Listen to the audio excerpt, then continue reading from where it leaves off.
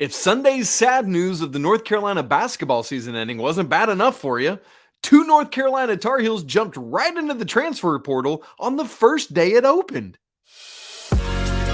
You are Locked On Tar Heels, your daily podcast on the UNC Tar Heels, part of the Locked On Podcast Network, your team every day.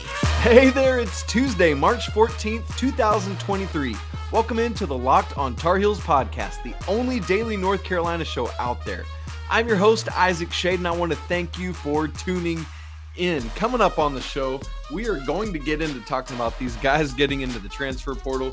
We're going to talk about Coach Davis's final top of the hill Hubert Davis show on Monday night. But right out of the gate, folks, I don't know about you. I'm tired of having to have these therapy sessions. It feels like just about every show right now. The loss to Virginia, the not getting into the tournament, the ending the season, and now this. But you know what? We're going to get through it together, right? Because misery loves company. And so that's why you're here. That's why I'm here. So we're going to get through this together. We've been through it before with this program. Think of 2002. Think of 2010. Think of a couple of the last years, like the year with Cole Anthony.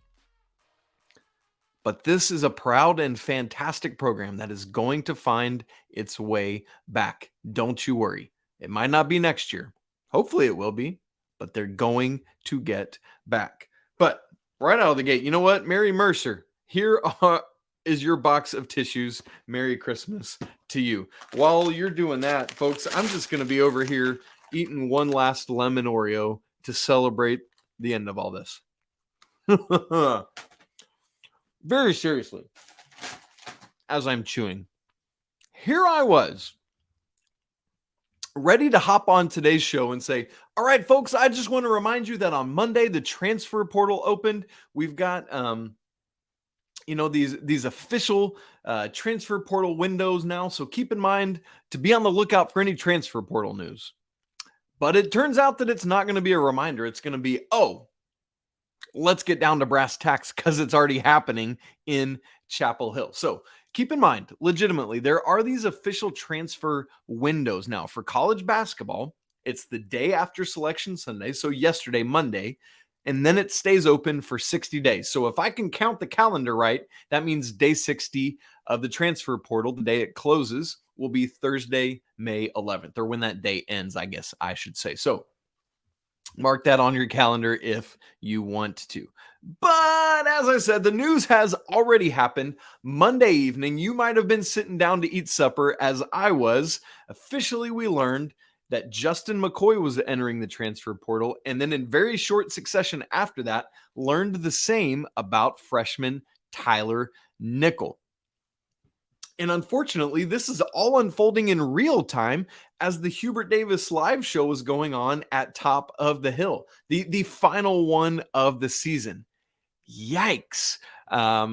Sounds like from some people that have reported back, it was a little bit of some awkward moments there during the show. And so I'm curious to learn more about that. I personally wasn't there. As for, let's look at each of these guys deciding to transfer. Justin McKoy. This news is not shocking to me. I had thought that he might transfer ahead of the season we just finished. He didn't, and I understand that. He's, by all accounts, a very nice young man, a great teammate, is there and is accountable. But frankly, he didn't and wasn't going to have a role for this team. I mean, you remember thinking back to like the Virginia game at Virginia when both Armando Bacot and Pete Nance were out. Jalen Washington played, and then when Washington was out, McKoy would come in some, but it didn't go well. And then he basically was on the bench the rest of the season from that point. And so this one isn't all that shocking to me, I believe. He was listed as a senior this year, and so probably, I believe if I've counted back through his career, he has one more year of eligibility left. But the other one, the Tyler Nickel side of things, this one was shocking to me, not because of how things have gone. That's not shocking at all to me. It's shocking to me because of the things that Tyler himself has said about what this year was going to be. Like, he knew it was a year to come in, be behind people, grow, learn, and then be ready to start contributing at a high level next year and on. And so this one, I mean, obviously I'm sad about Justin McKoy. You never want to see these young men leave the program, but the Tyler Nickel one in particular, from an actual basketball standpoint, it's like, man, that one stings. It's like, yikes. But again, it's not shocking based on how things went this year in terms of, like, if you just looked at the playing time aside from the comments that Tyler himself has made, that's not shocking, right? He just didn't have the opportunity to play or develop very much this year. And in the era of the transfer portal, if that's not happening, then people are going to leave. And it's hard to come to grips with that new reality because you think, well, you're going to get that time next year, right? Like, you think back to somebody like Joel Berry, who has publicly talked about potentially wanting to quit in his freshman season, and his parents were like, no, bro, you got to keep going. So Justin McKoy, Tyler Nickel, both gone from the program. And I want to say a couple things here. I've got 4 of them for you. Number 1, keep in mind, again, I just said it, but let me say it more firmly. This is the new normal of college basketball. It is not just the Tar Heels. This will be all around the nation that people will be entering the transfer portal. And even on Monday, the first day of it, there was a record for the first day. So it's just only going to grow year after year after year. Number 2, these are probably not the only transfers out. Again, it's the reality of what the new world is. Number 3, roster management is incredibly difficult now. That's not just basketball. I mean, it's got to be even worse for college football because of how many more roster spots there are. But even managing a basketball roster, it's so incredibly difficult because of timelines and not knowing who's going and coming and all that. And then fourthly, to remember is that now you not only have to recruit players from high school or wherever, you have to re-recruit the players that are already on your roster. And so that is a very difficult thing to manage, and one that Coach Davis and the coaching staff are doing. They immediately on Monday after the season ended went into talking with players, talking with their families, and those will be ongoing. Speaking of which, really interesting, Coach Davis talked on his show on Monday night at Top of the Hill about his thoughts on the transfer portal, said that he wishes it could go back to sitting out a year, because he said, and I very much resonate with this, he said, in anything in life, there's going to be rainy days and speed bumps, and those are what make you the person you are. He said, I never experienced a year as a player where there was only sunny days. There were always some rocky times, and I have found such benefit and such joy in those rocky times to be able to enjoy the sunny days more when they come, and it made me the player that I was. He said, with the transfer portal, any hint of adversity now, it gives somebody a right to leave and the opportunity to think the grass is greener on the other side. And then he finished, and this is where it got a little bit interesting. You know what's big for me is commitment and your word and staying committed. And so interesting stuff there. I resonate with so much, again, of what Coach Davis said about the character building aspect of going through the ups and downs of a season. And that's absolutely true. But it is also true that now in this new era, when players face that adversity, they can just get out. That is not great for building programs. It's not great for players in their development. And also, this is interesting about what Coach said about the commitment. Now, does that mean you committed to come here? And not that I think less of you, but if you leave, that means you're not honoring your commitment? Or does it mean like you committed to come here, but we've been having ongoing discussions? You told me you were going to leave, and I respect that, right? Like, I would imagine that's probably more what Coach Davis would say if he was able to spend more time with that. But just really interesting stuff here. But ultimately, the bottom line, we know now that both Justin McKoy and Tyler Nickel are gone from the program. Obviously, we're going to talk lots more as we go throughout things and we find out others who are leaving either through transfer or to turn pro. And obviously, with the transfer portal open, that also now means that Carolina will start reaching out in the transfer portal to bring players in. Speaking of which, what does all of this with McKoy and with Nickel mean for Carolina's scholarship situation? Well, you know I love numbers. You know I love to unpack it, and that's exactly what we're going to do next. But first, this episode of Locked on Tar Heels is brought to you by FanDuel. Listen, folks, the NCAA tournament is here. Tar Heels, unfortunately, aren't in it, but now's the perfect time to download FanDuel, America's #1 sportsbook. Because new customers get a no-sweat first bet up to $1,000. That's bonus bets back if your first bet doesn't win. So download the FanDuel Sportsbook app because it's safe, secure, and it's super easy to use. And then you can bet on everything, from the money line to point scores. Make sure to check out all the great possibilities for the NCAA tournament that tips off Thursday. Plus, FanDuel even lets you combine your bets for a chance at a bigger payout with the same game parlay. So do not miss the chance to get your no-sweat first bet up to $1,000 in bonus bets when you go to FanDuel.com/LockedOn. Once again, that's FanDuel.com/LockedOn to learn all about it. Make every moment more with FanDuel, an official sports betting partner of the NBA. Okay, by the way, if you are filling out brackets, which I know a lot of you probably aren't because it's like Tar Heels are out, I'm out as well. Totally get that. But if you're in, would love for you to check out our bracket breakdown show on the Locked On College Basketball podcast, which I'm one of the co-hosts of. Great stuff where we went through the entire bracket, breaking it down. You can find it on YouTube and anywhere else. So Justin McKoy, Tyler Nickel are out for the 2023-24 season. That's weird to start thinking about. So let me set up North Carolina's scholarship situation so you can start to think about, okay, what can Carolina bring in? What might that look like? All of that math. I'm going to break it down for you. I've got some visuals and all that good stuff for those of you who are watching on YouTube. For college basketball, you get 13 scholarships per season that you can dole out to your team. Those are 13 full ride scholarships. Keep in mind, each of these are only 1-year commitments. So like, let's say your name is Jim Bob Sonic Drink. I've got a Sonic drink in my hand. That'd be a funny name. Hey, what's up, Jim Bob Sonic Drink? And Jim Bob Sonic Drink commits to my school. That is, I'm only having to commit to him a 1-year scholarship. Now, I'm not going to be a tool of a coach and pull his scholarship unless he does something idiotic, but it's not a 4-year commitment, 1 year at a time, and you renew. Now, so this year with those 13 scholarships, here is who was on scholarship for North Carolina this season that just finished. 5th-year players who were using their COVID eligibility, that's Pete Nance and Leaky Black. Keep in mind, those scholarships that go to people using COVID eligibility, that does now count against this 13 scholarship max. It didn't the first year or two, but now starting the year we just finished, it does count against that quota. And then seniors, 2 of those, obviously Armando Bacot and then Justin McKoy.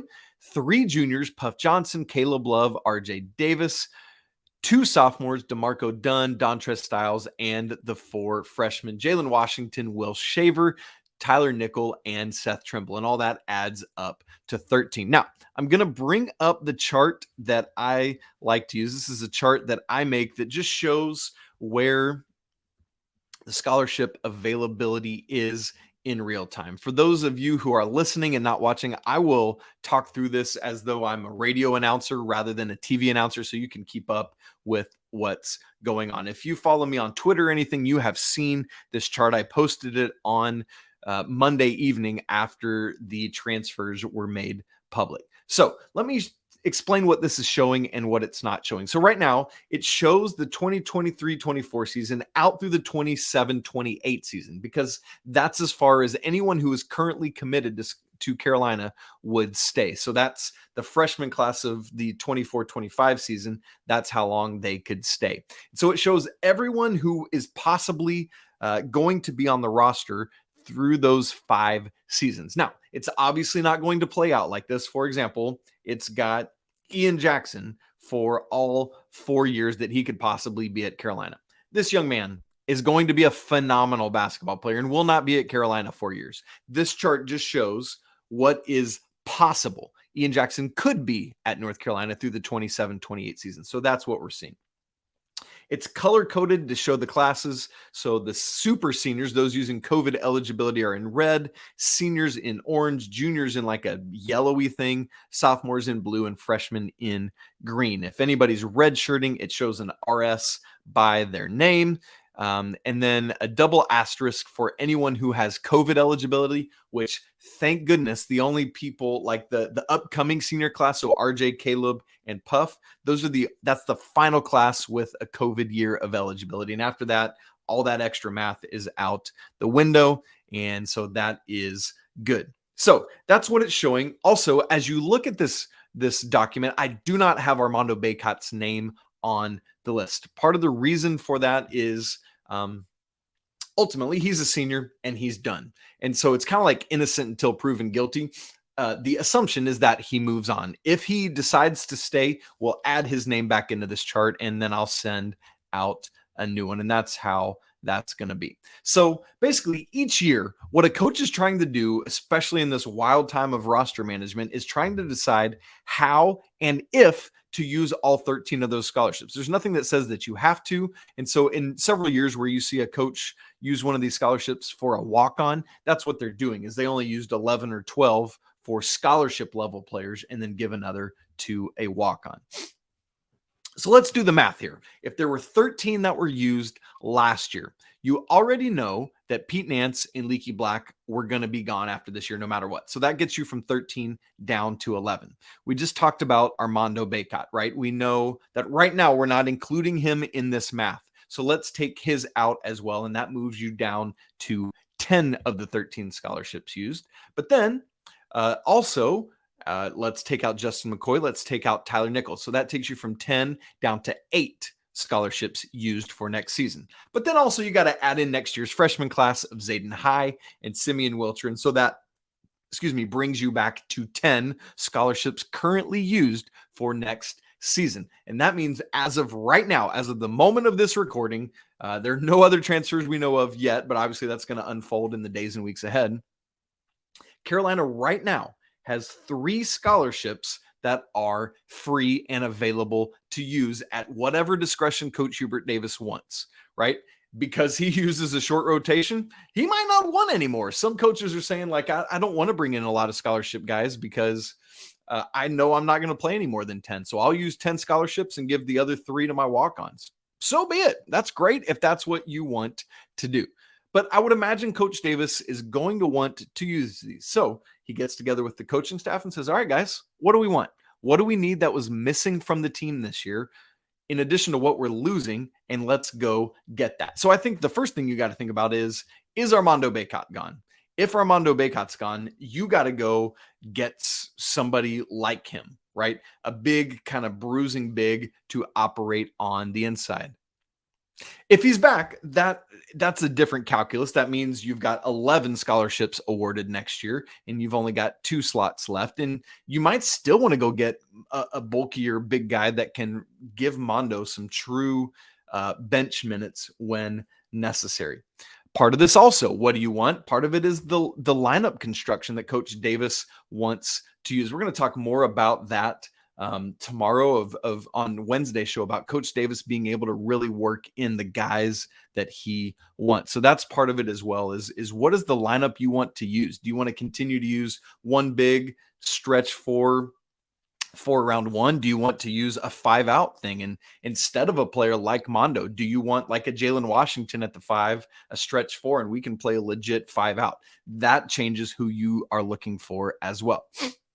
We obviously know Carolina needs shooting. So maybe you use 2 of these 3 scholarships to just go get somebody who is an absolute bucket from outside, because Carolina did not do that this year and they need shooting. So maybe you start to look at the transfer portal as it fills up. Are there any legit stretch 4s that are more in the Brady Manek mold of just shooting 35 to 40% from 3 while being a legit stretch there? Are there any legit bigs? Is there someone like Armando's, capability, skill set, body type? Somebody like DJ Burns from NC State, right? Like that type of body, who is that big bruising guy that can operate in the middle, draw some pressure from the guards, right? Suck them inside, allow guys to hit from outside, which then pulls those defenders out and gives that interior guy more room to operate. So that's what we're looking at. That's what this chart is. Again, it's not showing what actually will happen. It's just showing what could happen. So as you see that, I don't want you sending me some tweets that says, "Oh, Isaac, you're such an idiot. There's no way that Simeon Wilcher is still going to be playing for Carolina in 26-27. Yeah, I know.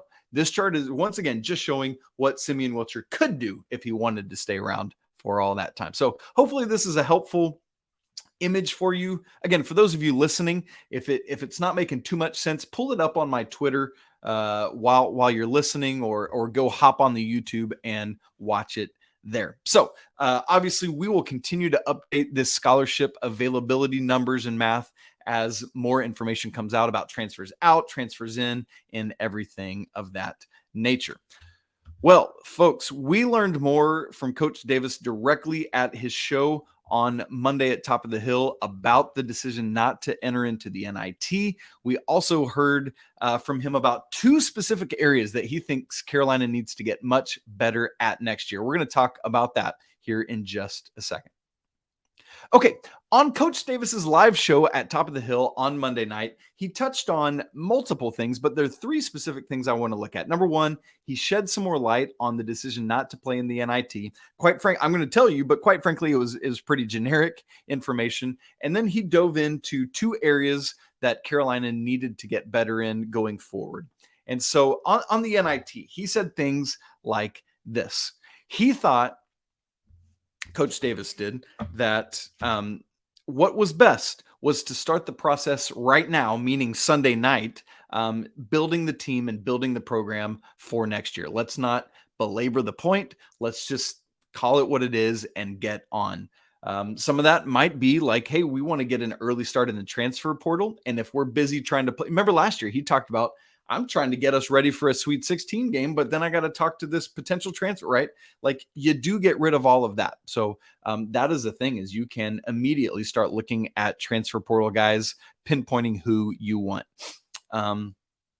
He talked about there's just different factors that are at play when I was in college. So it felt like turning the page was the right thing. So I think, to me, reading between those lines, he's speaking about things like NIL and transfer portal and pressures from social media standpoint. All of that kind of stuff, I think, plays into it.